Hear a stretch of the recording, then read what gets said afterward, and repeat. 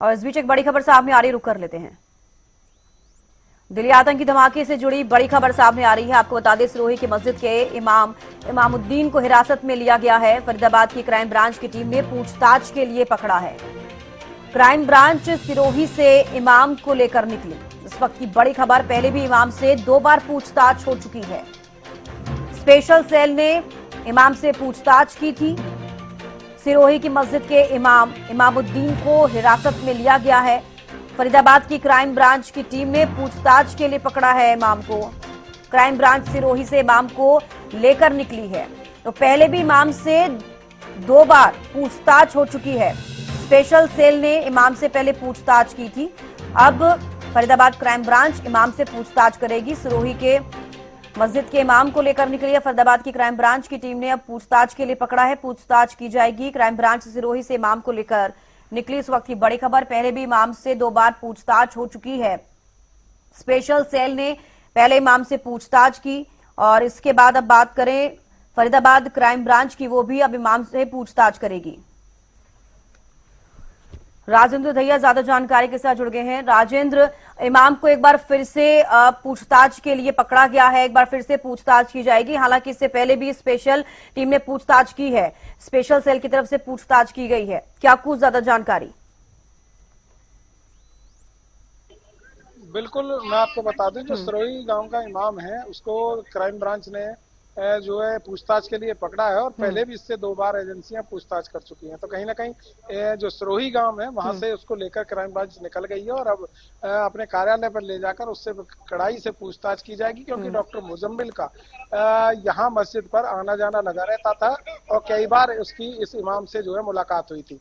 इसी को लेकर लगातार जो जांच टीमें हैं वो पहले से काम कर रही थी और पहले भी इससे पूछताछ के लिए 2 बार इसको ले जाया गया था। लेकिन अब कहीं ना कहीं फरीदाबाद पुलिस जो लगातार जांच में जुटी हुई है, तो फरीदाबाद की जो क्राइम ब्रांच है वो उसको अपने साथ लेकर गई है और कहीं ना कहीं उससे भी अब बारीकी के साथ जो है पूछताछ की जाएगी। जी बिल्कुल राजेंद्र, ये भी पूछना चाहूंगी, स्पेशल सेल ने जब पूछताछ की थी, 2 बार पूछताछ पहले भी इमाम से की जा चुकी है, तो पूछताछ के दौरान क्या कुछ सामने आया, क्या कुछ जानकारी आपको मिल पाई?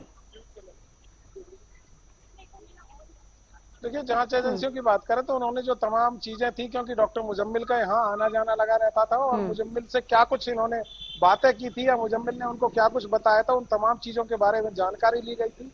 लेकिन अब एक बार फिर से क्राइम ब्रांच फरीदाबाद ने इस जो है इमाम को उठाया है और उसको लेकर गई है। तो कहीं ना कहीं और भी कोई क्लू मिला होगा और उसी के आधार पर आगे की पूछताछ की जाएगी, क्योंकि जिस तरीके से लगातार इस यूनिवर्सिटी से जो आतंकी हैं उनके तार जुड़े हुए मिले हैं, चाहे डॉक्टर साहिन साहिरा की बात करें, डॉक्टर उमर की बात करें या डॉक्टर मुजम्मिल की बात करें, तो इसी यूनिवर्सिटी में वो तमाम लोग यहाँ पर जो प्लानिंग करते थे और प्लानिंग के बाद उसको जो तमाम यहाँ के जो आसपास के लोग थे उनको भी अपना निशाना बना रहे थे, खासकर उन लोगों को जो जरूरतमंद है। इलाज के बहाने उनके घर तक पहुंचते थे और उनसे दोस्ती गांठ कर कहीं ना कहीं उनको अपने इस मिशन में यूज कर रहे थे। उसके तमाम तरह के सबूत भी मिले हैं, क्योंकि जो यहाँ का मस्जिद में जो नमाज अदा करा करता था मौलवी, उसको भी कहीं ना कहीं अपने दोस्ती के साथ उन्होंने गांठी पहले उसके साथ और उसके घर तक आना जाना बनाया और उसके बाद उसके किराए का मकान लेकर उसमें 2500 किलो से ज्यादा विस्फोटक वहां पर रख दिया, जिसको बाद में पुलिस ने गिरफ्तार किया था। जिस तरीके से डॉक्टर मुजम्मिल की गिरफ्तारी हुई तो एक के बाद एक खुलासे होते चले गए और उसके बाद कहीं ना कहीं दिल्ली में जो धमाका हुआ उसमें कई लोगों की दर्दनाक मौत भी हुई। जी बिल्कुल, लेकिन एक बड़ा सवाल ये बना हुआ है कि लगातार जांच पड़ताल तो की जा रही है, एक एक कर नए नए सुराग सामने आ रहे हैं। इमाम से पहले भी पूछताछ की गई है, क्योंकि डॉक्टर मुजम्मिल जिस भी मस्जिद में जाता था वहां पर भी कई और सारे सुराग मिल सकते हैं और इसीलिए लगातार ही जांच पड़ताल की जा रही है, क्योंकि कई और भी कनेक्शंस निकलकर सामने आ रहे हैं। राजेंद्र, जब बात की जाए और जो बाकी के डॉक्टर्स जिनको पकड़ा गया, जिनसे पूछताछ की जा रही है, एनआईए भी लगातार पूछताछ कर रही है, तो क्या लगता है कि और भी कई बड़े खुलासे हो सकते हैं? हालांकि इससे पहले जब स्पेशल सेल ने इमाम से पूछताछ की थी और 2 बार ये पूछताछ की जा चुकी है, हालांकि अब फरीदाबाद क्राइम ब्रांच इससे पूछताछ करेगी।